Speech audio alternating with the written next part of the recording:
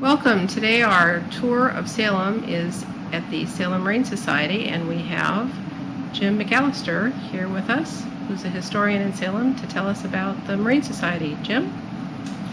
Well, welcome to Salem Marine Society. This is their headquarters on the rooftop of the historic Hawthorne Hotel in Salem on the Common. And the Salem Marine Society is probably the oldest benevolent society in Salem. It was founded in 1766 by a group of mariners.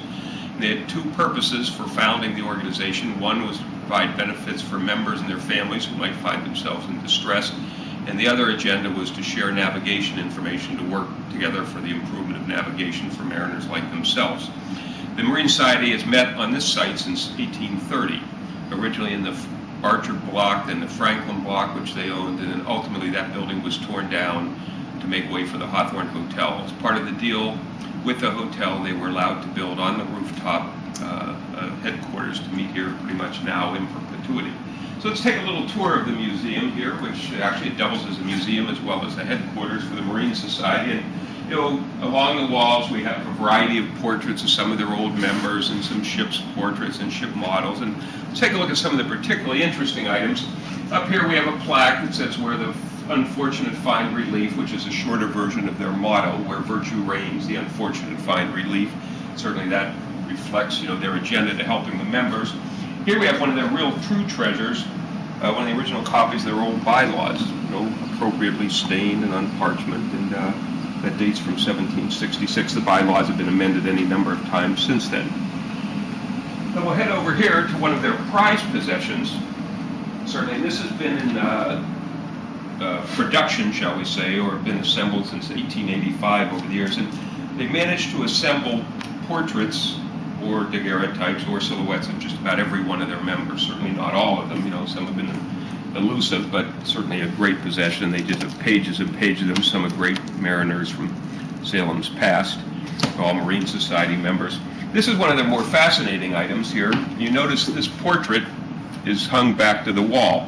This was Lieutenant Commander Matthew Fontaine Moore. He was made an honorary member of the Society in 1848 for his contributions to navigation, and then was thrown out of the Society in 1861 for siding with the Confederacy during the Civil War, and it was voted that his portrait be hung upside down and backwards, and it remains there today. Over here we have a portrait of somebody who's actually fared better than Mr. Moore, and up on the wall we have a copy of the famous portrait of Nathaniel Bowditch. It's not the original. That hangs in the Peabody Essex Museum. Bowditch was a true friend of navigation, and nobody went to sea from 1801 on for generations without carrying a copy of his book, The New American Practical Navigator. Bowditch was a member of the Marine Society and certainly a good friend. Over here we have a collection of books and ship portraits.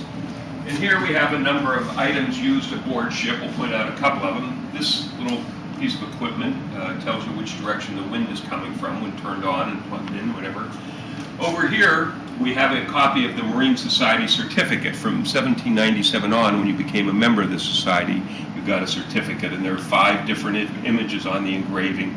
And the top one shows Salem Harbor from Stage Point, which is just a few hundred yards from here, and that's believed to be the oldest view of Salem Harbor, that we do know of here. So next to the door to the roof of the Hawthorne Hotel, we have sort of one of the more fascinating items, a speaking trumpet. So if you wanted to speak to a vessel in the old days before they had radio, you'd have to yell across the water like this. Very popular with the kids who do tap into this particular cabinet. Over here we have a number of vessels they would use aboard ship for determining weather. We have a hygrometer, we have a barometer, and particularly interesting, a thermometer that was actually made here in Salem. They have the original company name on it. And over here, we have an intriguingly named item called a fid, which is used in the process of splicing rope. And this is actually the gavel that the Marine Society uses, calling them meetings to order and keeping them under control. And finally, one of the most entertaining items, this is a ballot box.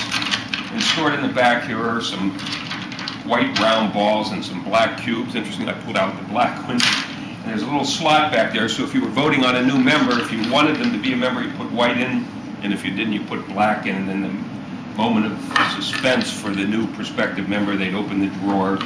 If there was a black ball in there, you were, as they say, blackballed. So anyway, that's a little bit of the Marine Society headquarters. They have a wonderful clock here that we kind of would hope would chime while we were doing this, but I guess it didn't. But anyway, that's it for me, and hope you Jim, enjoyed your tour. Thank you very much. We appreciate it a lot. Bye-bye.